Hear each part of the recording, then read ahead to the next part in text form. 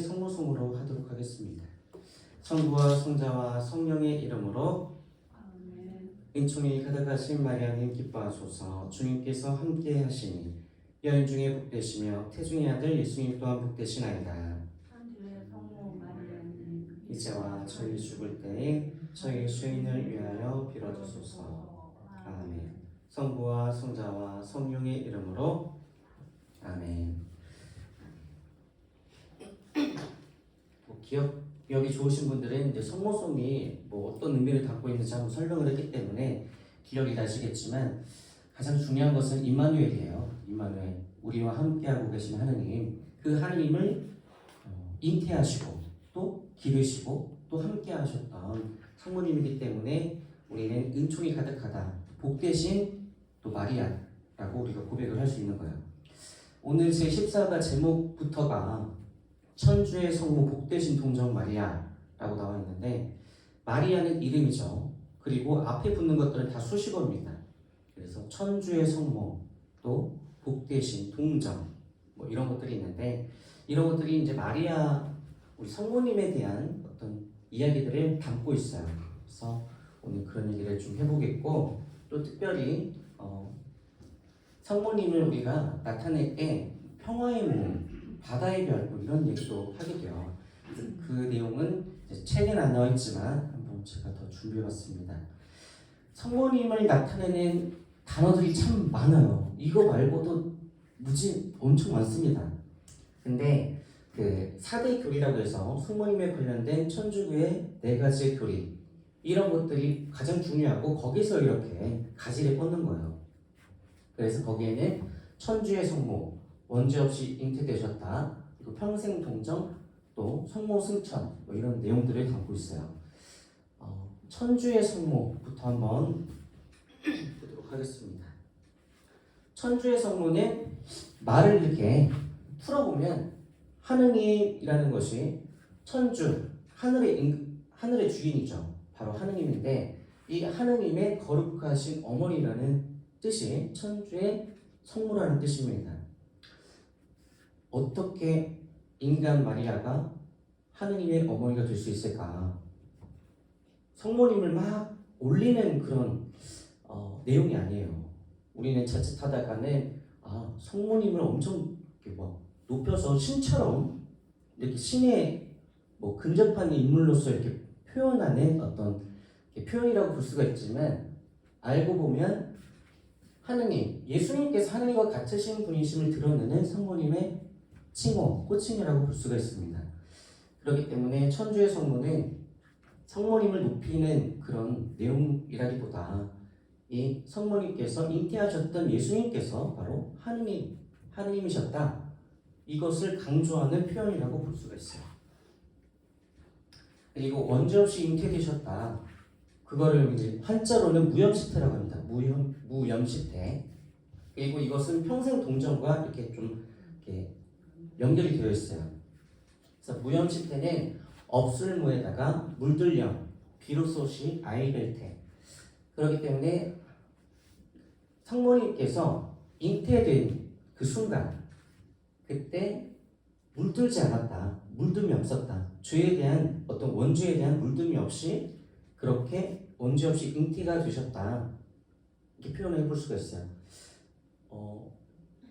창세기 때, 여러분들 기억하실지 모르겠지만, 창세기 때 아담과 하와가 첫 번째 범죄를 짓게 됩니다. 바로 하나님께서 따먹지 말라고 하는 선악과를 따먹게 돼요. 그러면서 이제 하느님 중심이 아니라 인간 중심으로서 선과 악을 나누고, 자신에게 선이라고 느껴지는 것들은 막 이렇게 취하려고 하고, 악이라고 생각하는 것들은 받아들이지 않으려고 하는 거. 그러다 보니까 하느님께서 주신 모든 것들은 다 선하고 좋은 것들인데, 거기서 내가 좋고 나쁨을 판단하게 되는 거죠. 그러다 보니까 하느님과 멀어지게 되고 죄를 짓게 되는 거예요. 이 죄라는 것은 하느님과 멀어진 상태를 의미합니다. 원죄는 처음에 죄를 의미해요. 이 원죄. 그래서 첫 번째 지었던 그 죄가 대물림 된다는 거예요. 그래서 가톨릭 교회에서는 짊어진 죄라고 표현을 하는데, 원죄를 그래서 예전에는 아이가 태어났을 때 세례를 받아야만 원죄를 이렇게 씻어낼 수가 있어요. 하느님의 자녀가 되니까. 근데 아이가 막 태어났을 때 죽는 경우들이 참 많았죠. 예전에는. 그렇기 때문에 그 아이들이 세례를 받지 않고 하늘나라에 갈 수 없다. 그래서 그 아이들도 어떤 천국에는 가지 못하고 지옥에는 또 가기에는 또 어떤 세상의 죄는 가지고 있지 않잖아요. 그래서 원죄를 가지고 있는 아이들은 그 고성소라는 곳으로 간다고 생각을 했어요. 이거를 뭐 영어로는 림보라고도 하고, 영화 좋아하는 우리 뭐 영화 인셉션 혹시 본 적 있어? 그 놀란 감독이 한 레오나르도 디카프리오 나오는 인셉션이라는 영화도 보면은 우리의 그 되게 깊은 곳에 이렇게 들어가다 보면 림보라는 곳이 나와요. 아주 그 원초적인 그 공간인데 거기에 이제 원죄를 가지고 있는 어떤 그 아이들 더불어 예수님을 모르고 죽었던 구약의 인물들이 거기에 가 있다고 생각을 했죠. 근데 나중에는 하나님께서 너무 자비하신 하나님께서 그런 아이들의 어떤 그런 것들까지 언제까지 이렇게 보실까 그런 생각들을 하다 보니까 나중에는 이제 베네딕토 16세 지금 프란치스코 교황님의 지금 12월 31일에 돌아가셨어요. 네, 작년. 그래가지고 1월 5일날 이제 장례 미사도 이렇게 로마 그 바티칸 광장에서 했었는데 그 교황님일 때 그 교황님의 이름으로 딱 그 고성소라는 곳은 없다. 하나님의 자비가 크기 때문에 그 공간은 없을 것이다 라고 이렇게 교황님의 이름으로 선포를 해서 미드교리가 되어버렸습니다. 그래서 그 내용들이 이제 사라지게 되었어요. 그래서 하느님께서 우리는 예수님을 하느님이라고 고백을 하고 있죠. 성부, 성자, 성령 이 삼위일체 하느님이라고 우리는 고백을 하고 있는데 하느님께서 그 인간이 되어 오신 그 성모님의 어떤 그 자궁 그 안이 어떻게 보면은 원죄가 하느님의 아들 그리고 하느님이신 예수님께서 그 죄를 가지고 있는 어떤 여인의 몸에서 잉태되었을 리가 없다라는 어떤 그런 교리를 시작으로 성모님의 탄생도 원죄가 없었을 것이다. 그래서 아들 그리스도의 공로를 미리 힘입어서 원죄에 물듦이 없이 잉태되셨을 것이다. 이런 교리들이 나오게 되었어요. 그래서 이제 원죄가 없이 잉태되셨다.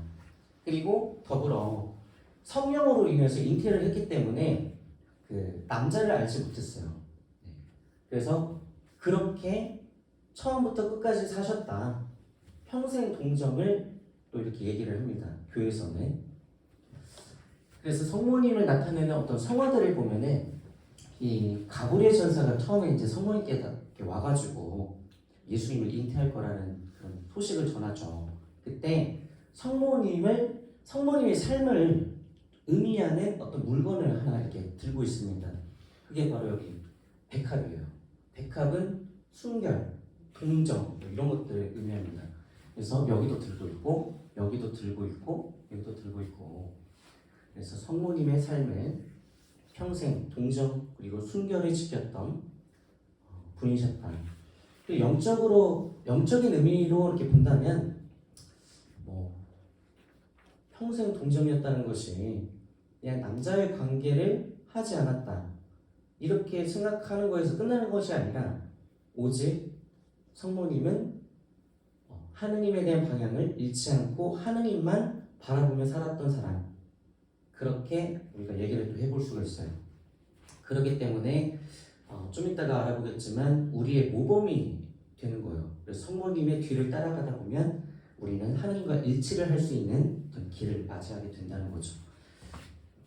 그리고 교회의 어머니라는 단어가 나오죠. 교회라는 것은 어떤 장소적인 개념이라기보다 상태적인 개념입니다. 그래서 교회는 하느님을 중심으로 모인 어떤 사람들의 공동체를 교회라고 해요. 그러니까 그런 공동체의 어머니가 되셨다는 거죠. 여기 보면은 이게 세례자 사도 요한이고 이게 성모님인데 예수님께서 돌아가실 때 그 밑에 있으셨어요. 성경을 보면 그때 예수님께서 돌아가시기 전에 사랑하시는 제자 사도 요한을 보고 성모님께 말씀하셨어요. 여인이시여, 이 사람이 어머니의 아들입니다. 당신의 어머니를 당신의 제자와 이렇게 연결을 시켜주셨죠. 그리고 이 제자에게는 이분이 네 어머니시다. 네. 그래서 예수님과 성모님과 맺고 있었던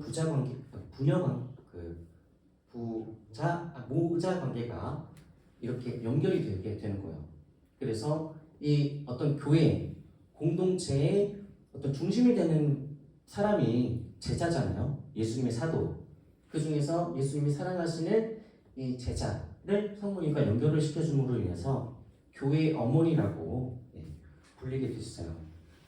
그리고 지금 우리도 어떻게 보면은 그 사도로부터 이어오는 교회가 우리 교회라고 했죠. 그렇기 때문에 그 사도의 역할을 지금 우리가 하고 있는 거예요. 그렇기 때문에 전해져 오면서 어떤 형성된 그 교회 구성원인 우리도 이 성모님을 우리의 어머니로 이렇게 고백을 해볼 수가 있는 거죠. 그렇기 때문에 성모님과 가장 되게 중요합니다. 근데 이 중요함에 속아서 뭔가 이제 혼동을 가지고 올 수가 있어요. 그래서 우리가 알려면 제대로 알아야 됩니다. 우선은 성모님은 믿음의 대상이 아니라 공경의 대상이에요. 모든 성인이 있죠. 하느님께서 늘 함께하고 계심을 고백하며 살았던 사람들이 성인들이에요. 그렇기 때문에 그 성인들은 자신의 한 번뿐인 삶을 하느님을 위해서 바쳤던 사람들입니다. 그런 성인들이 있어요. 그런 성인들의 삶을 우리가 본받으면 이렇게 인간인 우리는 하느님께 갈 수가 있어요. 그런데 가려면 우리가 뭔가 하느님께 온전히 나아갔던 그런 사람들의 뒤를 따라가면 하느님께 더 나아갈 수도 있잖아요. 그렇기 때문에 모든 성인의 삶을 우리가 보고 배우는 것이 되게 중요한데 그런 성인들을 우리는 공경지례로서 공경을 합니다. 먼저 우리의 앞을 먼저 걸어갔던 사람들로서 그리고 이 모든 성인들 중에서 가장 모범이 되신 분이 바로 성모 마리아세요. 그래서 윗상자를 써가지고 상경지례라는 말로 공경을 합니다. 그러니까 공경 중에서도 가장 높은 공경이에요. 그렇기 때문에 우리는 성모 마리아의 삶을 통해서 삼일째 하느님께 우리가 온전히 나아갈 수 있는 거예요. 그래서 우리는 성인과 어떤 성인들에게는 어떤 정구를 청하게 됩니다. 그러니까 빌어주소서, 구원해 주소서, 구해 주소서 이렇게 기도를 하지 않죠. 아까 우리 성모송도 마지막에 보면 우리 죄인을 위하여 빌어주소서라고 이렇게 끝나고 있죠. 믿음의 대상인 하느님께 우리가 나아갈 수 있도록 성인들께 우리의 기도를 대신 청해달라고 정구를 청하는 겁니다. 그래서 어떤 중개자의 역할을 하는 인물들이에요. 그래서 우리 교회에 가톨릭 교회에 좀 되게 보물이라고 볼 수가 있겠죠. 그 중에서 특별히 성모 마리아는 우리 가톨릭 교회에 있는 가장 큰 보물이라고 볼 수가 있어요. 그래서 우리가 기도를 할 때 특별히 성모님께 정구를 청하면 성모님께서 우리의 기도를 하느님께 예수님께 전달해 줄 수 있다. 그래서 나중에 우리가 좀 이따 마지막에 배우겠지만 묵주기도가 그래서 많은 분들이 성모님과 함께하는 그 묵주기도를 하느님께 기도를 드릴 때 하는 겁니다. 그래서 삼일째 하느님에게는 흠송지례, 성모 마리아 성인들께는 우리가 흠송을 하는 건 아니에요.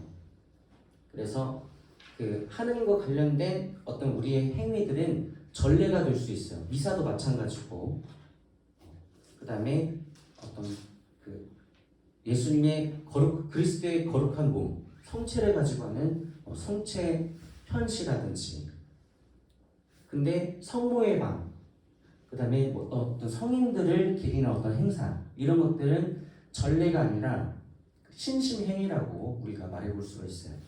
이런 것들을 헷갈리지 않아야 됩니다. 그리고 승천이에요.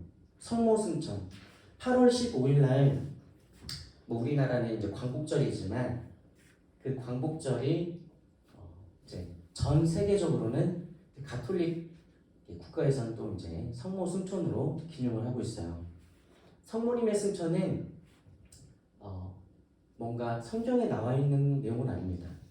그런데 그 사도로부터 전해져 왔다고 하는 것이 있잖아요. 우리 교회가 그런 전통들 안에서 성모님의 승천을 얘기를 계속 해왔어요. 그러니까 사람들이 성모님은 승천했을 거야. 이런 얘기들이 계속 전해져 오다가 나중에는 이제 믿을 교리로서 교황님이 딱 그래, 성모님은 승천하셨어. 이렇게 고백을 딱 한 거죠. 그래서 우리가 해외에 이제 성지순례를 가다 보면 성모님의 성모님이 이제 죽긴 죽었다라고 어떤 전설상에 나와 있어요. 죽었는데 그대로 이렇게 부활하셔서 이렇게 하늘로 올라가셨다. 그래서 성모님의 어떤 무덤 뭐 이런 거 장소는 없습니다. 근데 성모님이 자꾸 뭐 잠들었던 연면했다라고 하는 그런 장소들은 한 3군데 정도 있다고 해요. 그러니까 각 전승이 다르니까 여기였을 것이다, 여기 한 3군데 정도 있다고 합니다. 근데 이제 성모님의 승천과 예수님의 승천은 좀 달라요. 예수님은 당신 스스로가 하느님이시기 때문에 당신 스스로 승천을 하셨어요.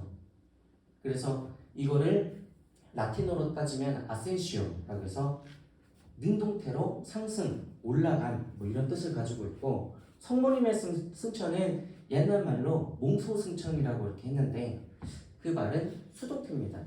하나님께서 이렇게 끌어주셨어요. 그래서 올라갈 수 있었던 거죠. 그래서 영광의 신비 4단에 보면은 예수님께서 성모님을 승천하게 했다라는 그런 내용들이 나와요. 그리고 5단은 성모님의 그런 관을 쓰여주셨다고 이렇게 고백을 하고 있죠.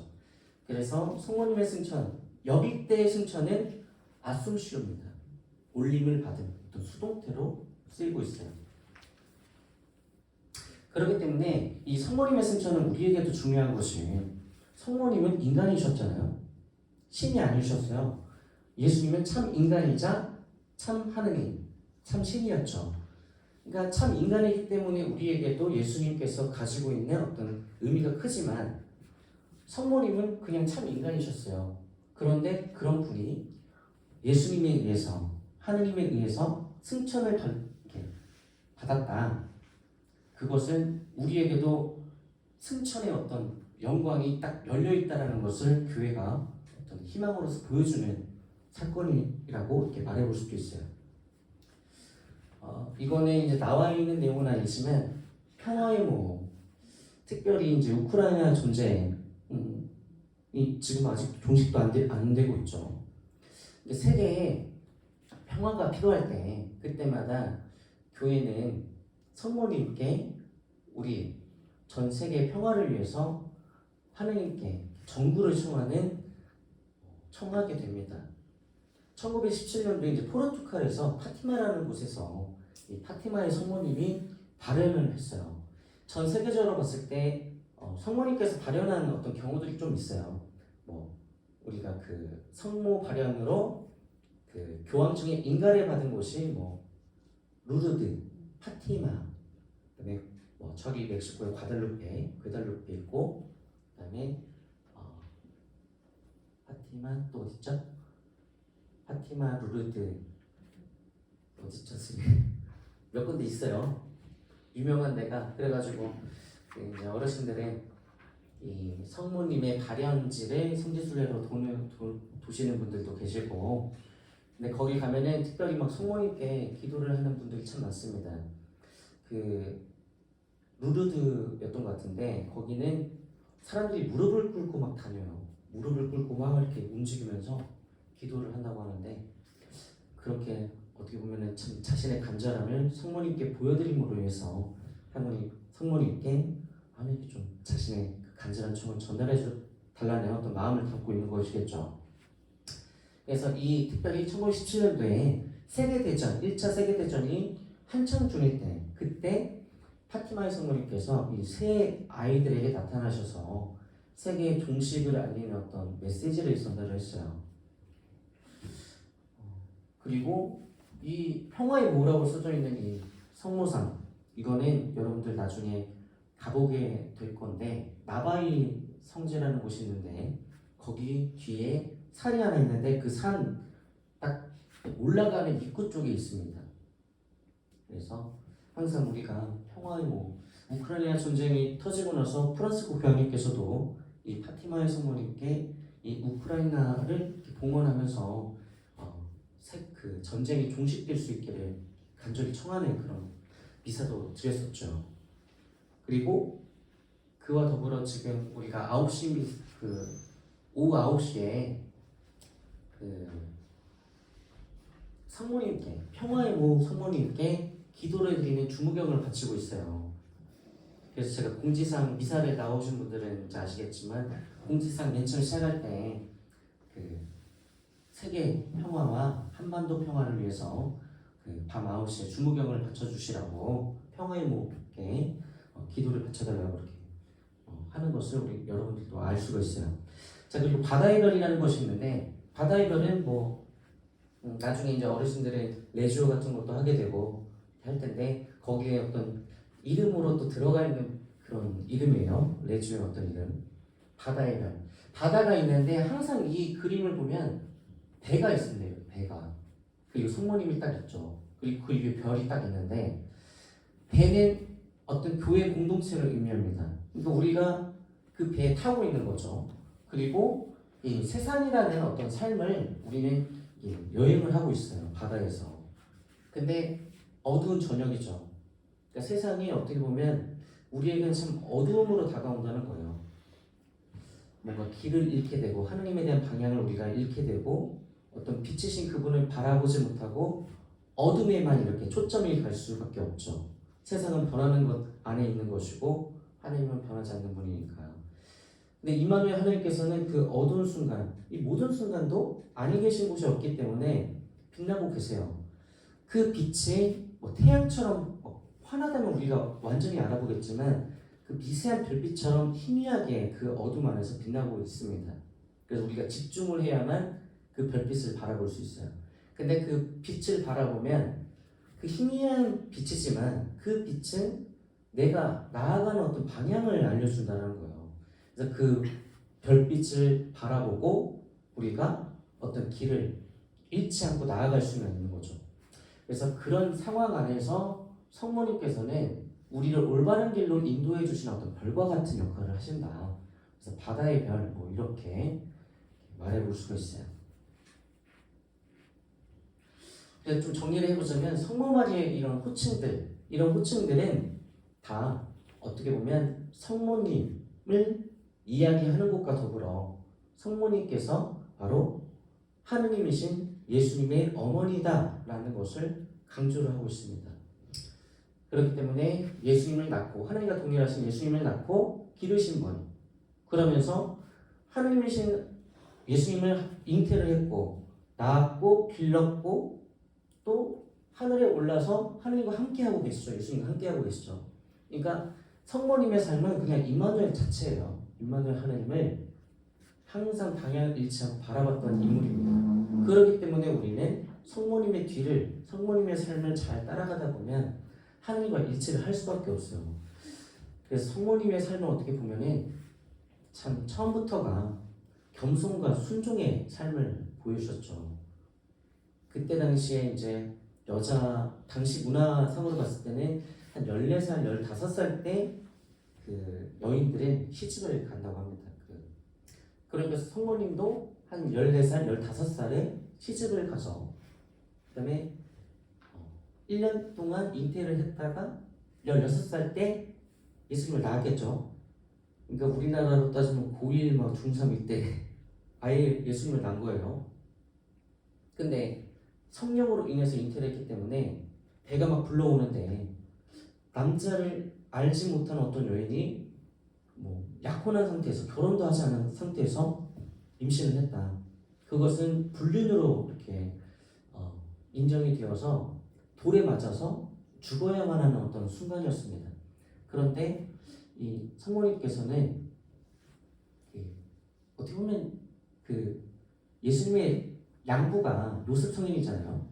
그 요셉 성인에게 분명히 얘기를 했을 거예요. 그러니까 요셉 성인이 그런 것들을 곰곰이 생각해보고 그러니까 의로운 요셉이 성모님을 죽게 놔두지 않았고 또 꿈에 천사가 와가지고 성모님에 대해서 성령으로 잉태한 거다 이런 사실들을 알려주면서 요셉이 성모 마리아를 아내로 맞이하게 되죠.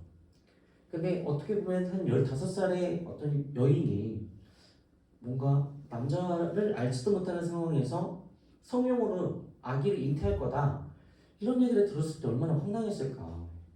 그리고 저에게는 그런 일이 안 일어났으면 좋겠다고. 이런 일이 일어나면 임신을 하면 자기가 죽게 되잖아요. 남자를 알지도 못하는 상황에서 약혼한 처녀인 상태에서. 근데 그런 것을 저는 주님의 종입니다. 당신께서 말씀하신 대로 이루어지기를 바랍니다. 이렇게 순종의 말을 했던 분이 또 성모님이셨어요. 그렇기 때문에 성모님의 어떤 순종의 삶 그런 것들을 우리가 쫓아 살아갈 수 있을 때 모든 순간 하느님에 대한 어떤 그런 뜻을 먼저 찾게 되는 우리의 모습을 또 우리가 만들어갈 수 있는 거죠. 우리는 살아가면서 이것은 나에게 좋고 이것은 나에게 좋지 않은 거 이렇게 이분법적으로 나누고 좋은 것만 받아들이고 좋지 않은 것은 좀 안 보려고 하는 그런 마음을 가지고 있습니다. 인간이라면. 하지만 모든 것들은 하나님께 주신 선물이라고 우리가 바라볼 수 있을 때 어둠에서도 우리는 빛을 발견할 수 있고 모든 순간 하나님께서 계시다는 것을 우리가 고백해 볼 수가 있는 거죠. 그래서 아까 교회의 어머니로서 그 예수님의 십자가 밑에서 교회의 어머니가 되셨고 이거는 이제 저번에 설교받던 오순절 모습이에요. 성모님을 교회의 어머니로서 중심에 놓고 이 제자들이 하늘에서 내려오는 예수님께서 내려주시는 성령을 받았던 그런 장면입니다. 그렇기 때문에 교회를 우리가 표현하는 말이 에클레시아라고 해요. 이제 그리스어인데 에클레시아 아로 끝나는 것은 여성형입니다. 그래서 저는 이제 오나 어바르 이렇게 끝나는 것들은 남자예요. 그래서 마리아 그러면 아로 끝나죠. 그러니까 여성형이고 마리오는 남자고 루시아는 여자고 루치오는 남자고 이렇게 남자형과 여성형으로 라틴어 그리스어 이런 것들은 좀 나눠져 있어요. 근데 교회는 여성형으로 쓰는 이유가 뭘까? 바로 교회의 어머니이신 성모 마리아를 닮은 어떤 공동체이기 때문에 교회를 우리는 여성형으로 쓰는 겁니다. 하느님의 자비를 의미하는 단어가 이 여성의 자궁이에요. 라헬이라고 해가지고 그런 의미를 가지고 있는데 하느님의 자비는 여성의 자궁을 의미하는 단어 어간하고 되게 닮아 있습니다. 그러니까 자궁이라고 하는 것은 어떤 생명체가 자라는 곳이고 또 뭔가를 받는 곳이죠. 그 안에 있는 아이가 뭔가를 주는 건 아니잖아요. 계속 받는 거. 그러니까 하느님의 자비가 우리와는 상관없이 하느님의 자비가 그냥 은총으로 계속 주어지는 어떤 장소가 어떤 자비가 이루어지는 곳이 한 여인의 어떤 자궁이었다는 것이죠. 거기서부터 임마누엘 하느님이 시작하는 거예요. 세상 파견이 되어가지고. 그래서 성모님의 그런 삶 자체가 임마누엘 표현하는 것이고 여기도 보면은 성모성도 보면은 주님께서 함께하고 계시고 복되시고 복되시고 그러니까 주님께서 함께하고 계시기 때문에 은총이 가득하고 복이 있으시고 또 그런 하느님께서 예수님의 예수님의 모습으로 태중에 있기 때문에 또 복되시고 그러면서 우리가 처음 고백했던 천주의 성모라는 호칭이 여기 나오죠. 근데 이 예수님이 바로 하느님이다. 그리고 그 하느님을 잉태했던 어머니가 바로 마리아다. 그리고 이 마리아를 통해서 우리는 우리가 필요한 것들 우리가 하나님께 간절히 청하는 것들을 이 성모님을 통해서 빌어달라고 이렇게 고백을 하는 내용이 성모송입니다.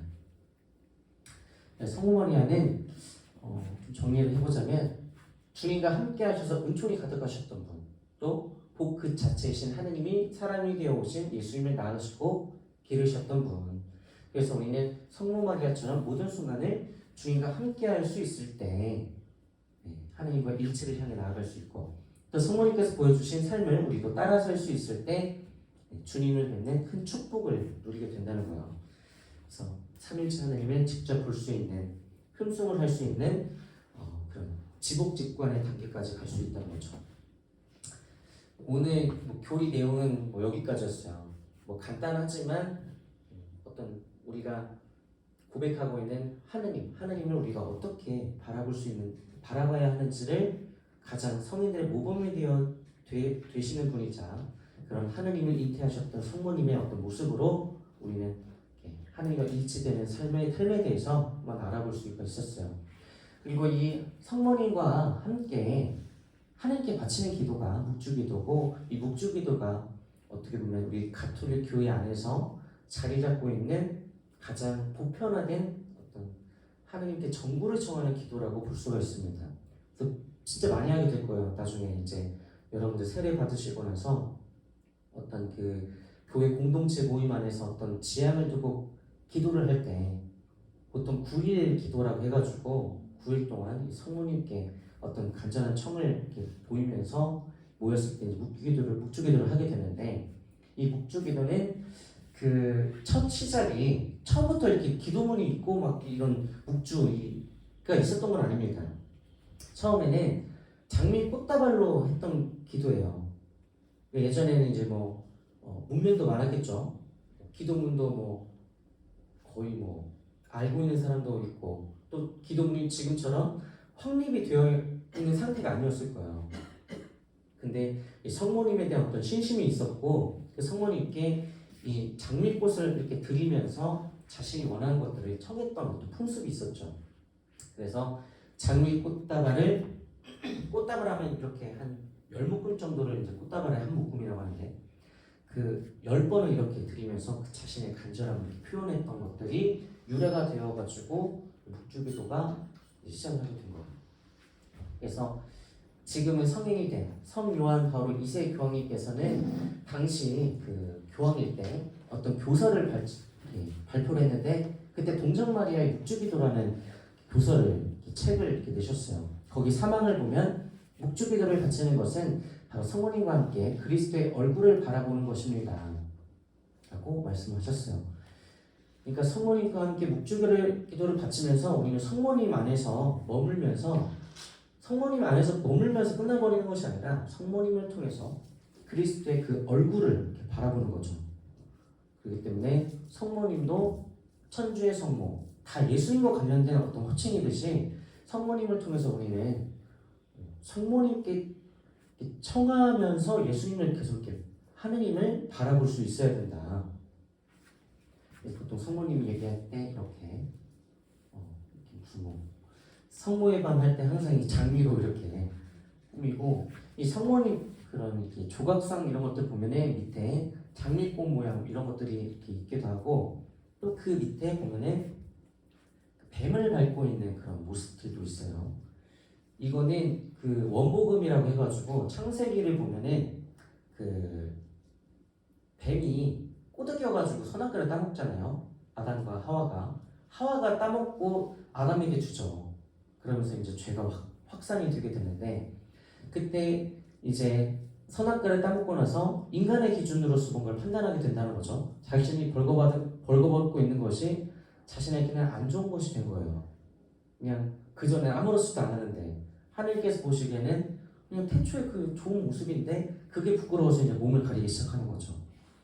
그러면서 하나님께서 이 아담과 하와에게 죄에 대한 어떤 벌을 이렇게 내리시는데, 그 내용이 벌의 내용이긴 하지만 우리에게 나중에 이 죄가 왔지만 이 죄를 극복할 수 있는 어떤 계기가 분명히 마련된다라는 것을 분명히 얘기해 주셨어요. 그래서 여인의 후손이라는 말을 이렇게 하시면서 이 뱀의 후손, 그러니까 뭐 악마의 어떤 후손이겠죠.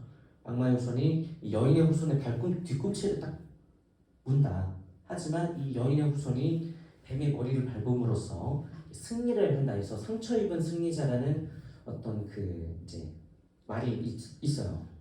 그러면서 그 원복음 예수님에 대한 첫 번째 어떤 예고를 하는 장면이 바로 그 창세기에 여인의 후손으로 등장한다 해서 예수님은 복음이죠. 임마누엘 하느님을 이렇게 살았고 그렇게 이제 되셨던 분이니까 그런 예수님을 여인의 후손으로서 처음 이렇게 얘기하는 장면이 이 창세기에 나와요. 그래서 그 부분을 원복음이라고 하는데 거기 보면 여인의 후손이 이렇게 뭐 받는다고 하는데 그 여인이 어떻게 보면 나중에 성모 마리아로 이렇게 연결이 됩니다.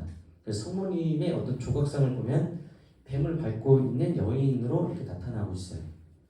그리고 창세기가 처음이죠. 우리 구약과 신약이 있는데 구약의 첫 부분에 창세기가 있고 거기에 이제 아담과 하와 창세기가 나오죠. 그리고 맨 마지막은 신약의 마지막은 성경의 맨 마지막은 요한복음인데 거기에 그 성모님에 대한 어떤 그런 내용들이 나와요. 뭐 성모님 어떤 여인이 있는데 그 여인 위에 해 같은 것들이 막 떠 있고 뭐 어떤 뭐 그런 내용들이 나오는데 그런 내용들을 가지고 또 성모님을 이렇게 표현하기도 합니다. 그러면서 성모님에 대한 어떤 성화들 이런 것들도 보면 그런 것들이 연결이 되어 있어요. 그래서 지금 제가 준비하지는 않았지만 성모님에 대한 어떤 그런 뭔가 성화들을 보면 뭔가 뭐 휘황찬란하고 뭐 이런 것들을 보면 요한복음에 나오는 어떤 그 여인을 성모님과 빗대어서 표현한 어떤 그런 그림들도 만나볼 수가 있고요. 묵주기도는 총 이렇게 4가지의 신비로 되어 있습니다. 환희, 고통, 영광, 빛 이렇게 되어 있는데 이 모든 것들은 어떻게 보면 예수님의 생애와 관련이 되어 있어요. 예수님이 안 나오는 단어가 없습니다. 예수님께서 태어나셨고 자라셨고 또 공생활을 하면서 기적을 일으키시고 나중에 승천을 하시고 또 성령을 보내주시고 또 하느님과 함께 이렇게 되셨던 그런 내용들을 담고 있는데 특별히 빛의 신비는 원래는 없었어요. 이 환희, 고통, 영광이 3개가 있었어요. 그래서 그 묵주기도를 하다 보면은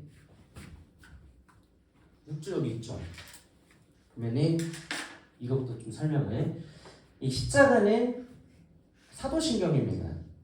그래서 우리가 묵주기도를 할 때 친구라고요. 친구. 넌 내 친구야. 말 때 그 똑같은 친구인데 이 예수님의 발 여기에 내 입을 입구자에다가 가까이 한다. 그러니까 예수님의 이 발 여기에 내 입을 가까이 하면서 친구를 하는 거예요. 예수님께서 그 못 박히셨던 어떤 그 곳이 이 손과 그 발이었는데 그 발에다가 이렇게 입을 맞추고 이제 사도신경으로 우리의 어떤 신앙 고백을 하면서 이 묵주기도가 시작되는 겁니다.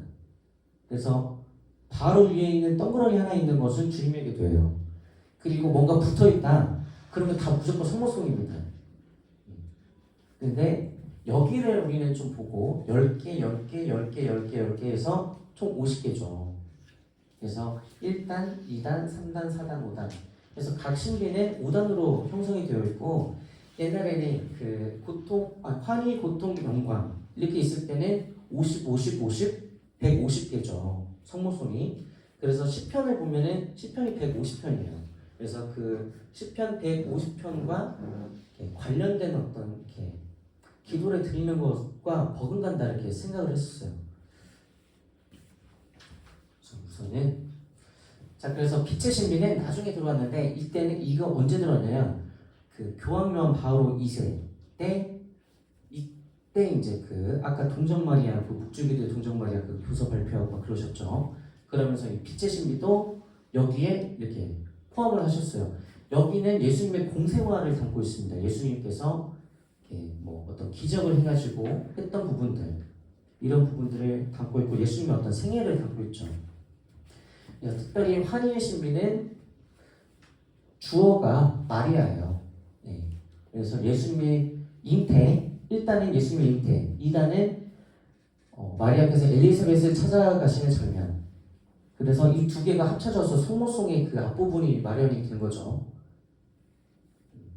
그리고 환희의 신비는 예수님을 낳으신 거고, 4단은 그 예수님께서 어느 정도 자랐을 때 성전에 이렇게 바치게 돼요. 하느님의 그 이제 맞배잖아요. 첫 자식이고, 그러니까 하느님께 쓰임을 이렇게 봉헌하는 어떤 그런 부분들, 성전에 바치심을 묵상합시다. 예수님은 하느님께 내어드리는 그런 장면들. 마지막은 잃으셨던 예수님을 성전에서 찾으신 거 묵상하는 건데, 이것도 뭐 성경에 나와 있어요. 예수님께서 이제 아주 어린 나이지만 거기에 있는 막 성전에 있는 학자들하고 막 얘기를 막 배틀을 하는 거예요, 배틀.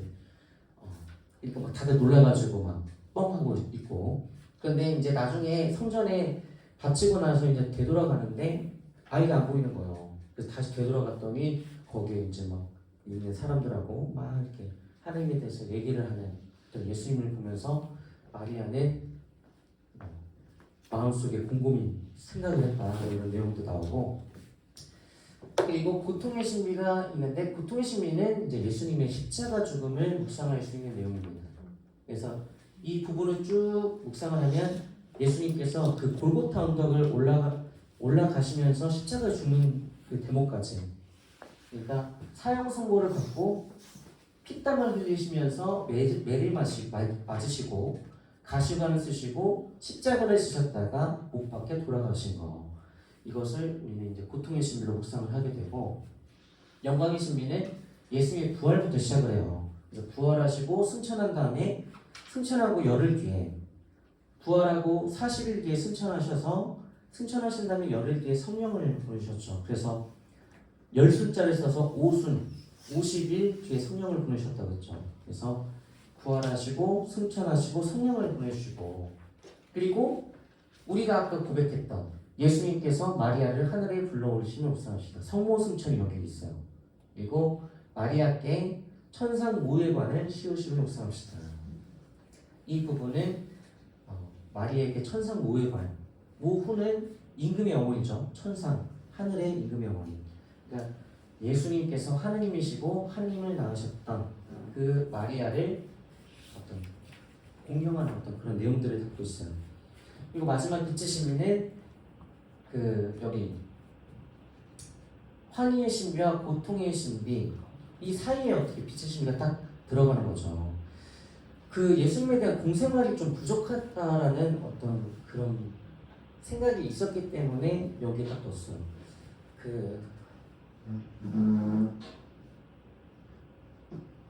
사도신경도 보면은 전능하신 천주 성부 천지의 창조주의 저를 믿나이다.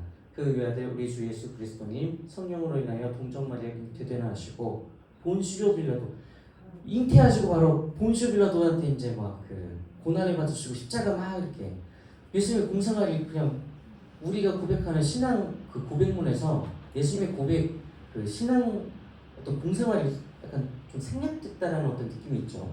그렇기 때문에 이 빛의 신비를 넣음으로써 그 공생활에 조금 더 우리가 묵상을 하자라는 그런 내용들을 듣고 있어요. 그래서 이것들을 한꺼번에 다 해버리면 총 20단입니다. 그래서 이 묵주도 이건 5단 묵주지만 그 열심히 하시는 분들은 이제 20단 묵주가 있어요. 이만하게 생긴 게 있어요.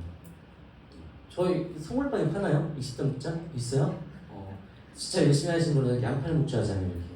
이렇게 하면서 저도 20단 묵주를 저희 어머니가 가지고 있는 거 보는데 보통 5단을 할 때 한 20분 정도? 천천히 하면 20분.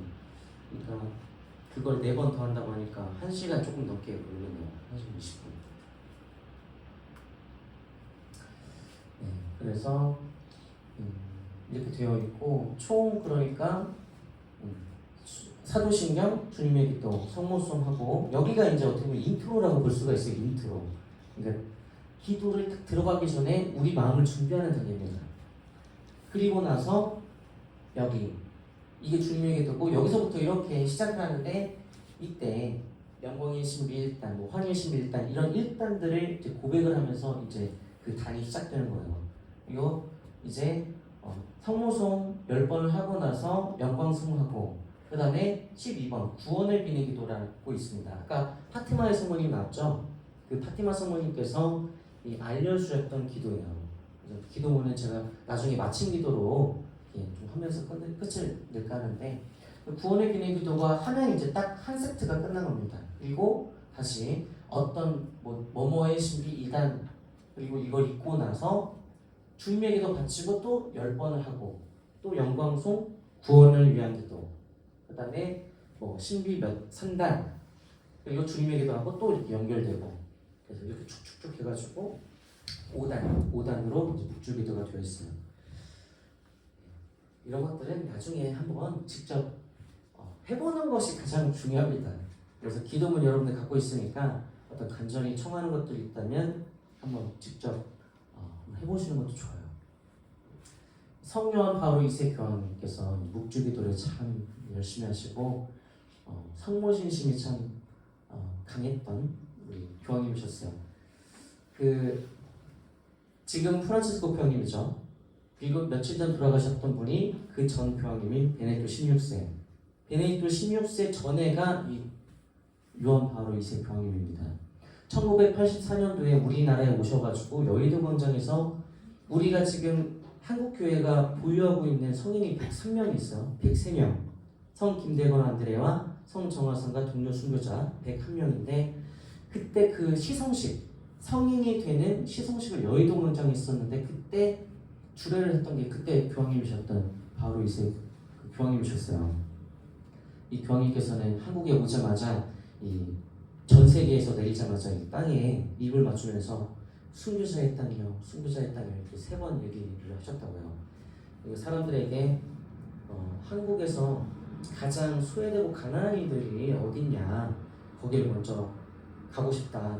왜 그러냐면 예수님께서 하나님께서는 그곳에 더 이렇게 함께하고 있을 거다. 난 그 하나님을 만나야겠다.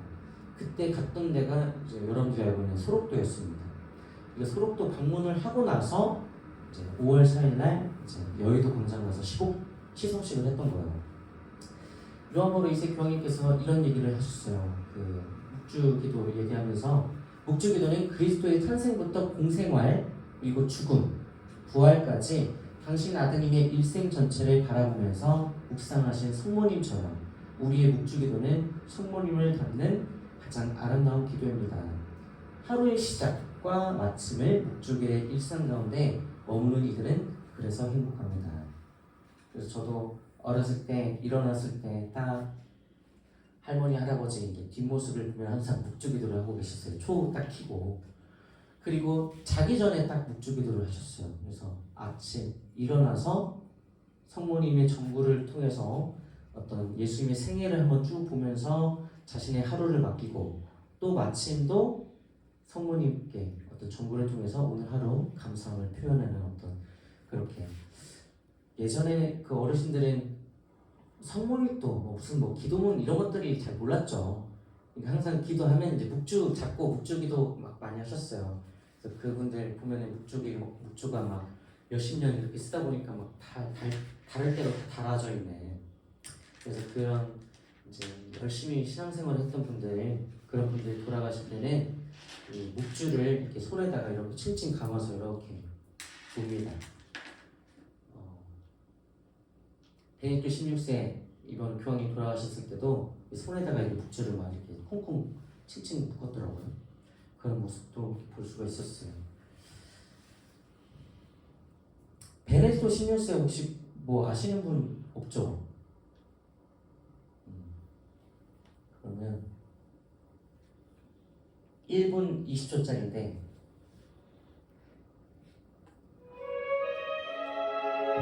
한번 보겠습니다. 나만 보였네.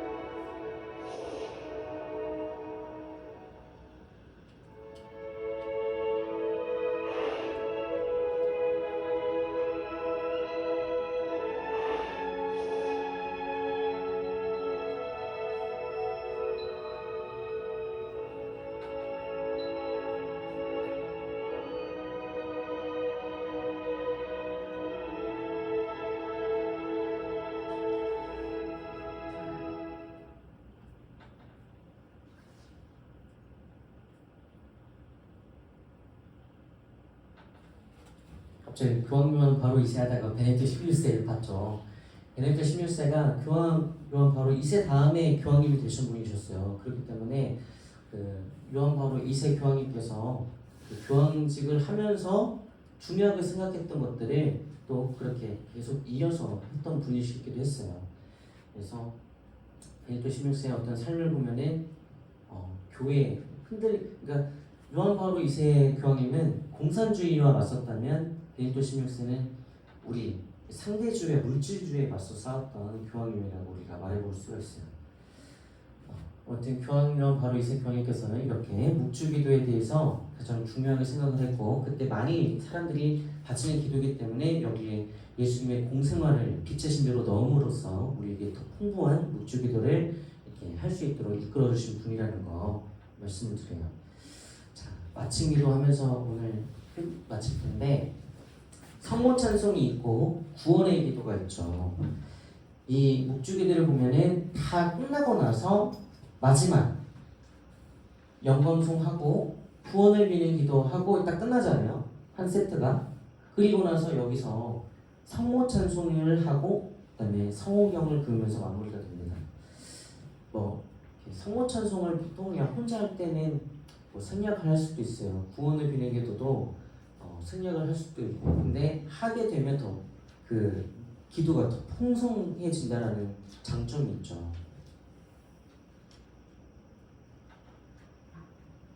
네. 성모 찬송을 보면은 성모님에 대한 어떤 이런 고백들이 쭉 나와요. 네. 그래서 지금 보면은 하와라는 말이 나오죠.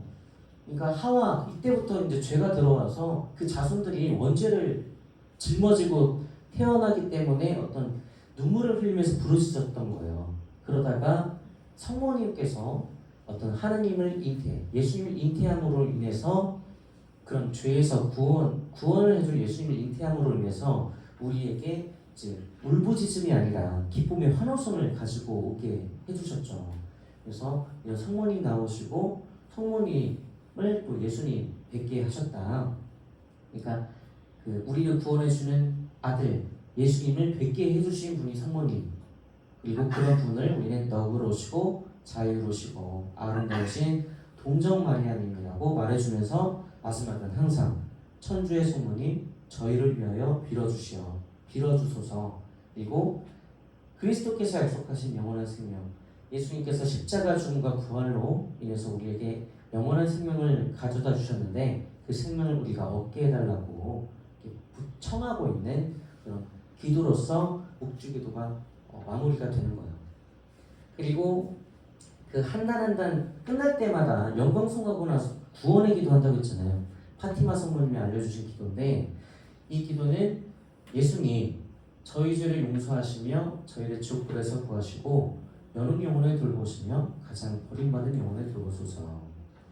그래서 연옥 영혼이라는 단어가 나와요. 저번에 우리 교회할 때 모든 성인의 통공 얘기를 제가 했었죠. 모든 영혼의 성인의 통공, 이 통공도 가장 되게 중요한 개념이고, 그 통공을 우리가 가지고 믿고 있기 때문에 성모님 그다음에 다른 어떤 성인들을 통해서 우리가 전구를 할 수 있는 거예요. 간절함을 전구로서. 그래서 성인들 모든 성인의 통공할 때 그 성인은 어떤 그 우리가 고백하는 어떤 그 성인 세인트라고 하죠.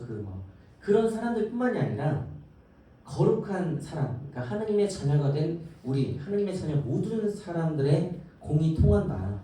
그래서 죽음과 삶, 이 경계를 하나님께서 연결을 시켜주시니까, 예수님께서 연결을 시켜주시니까 죽은 사람을 위해서 산 사람이 기도를 할 수 있고, 또 죽은 어떤 사람들이 이 살아있는 사람들을 위해서 하나님께 기도해 줄 수 있고, 그리고 그 중간에는 성모님께서 그 중간 역할을 짝 중개자로서 해주고 계시는 거죠. 그래서 우리는 항상 어떤 중요한 기도를 할 때 천주의 성모님 저희를 위하여 빌어주소서 이렇게 얘기를 합니다. 구원의 기도는 이런 예수님 용서해달라고 하잖아요. 빌어달라고 안 하고, 예수님은 하나님이시니까 지옥불에서 구해달라고, 그리고 여러 영혼을 돌보시면서 그 중에서도 가장 버림받은 영혼을 돌봐달라고.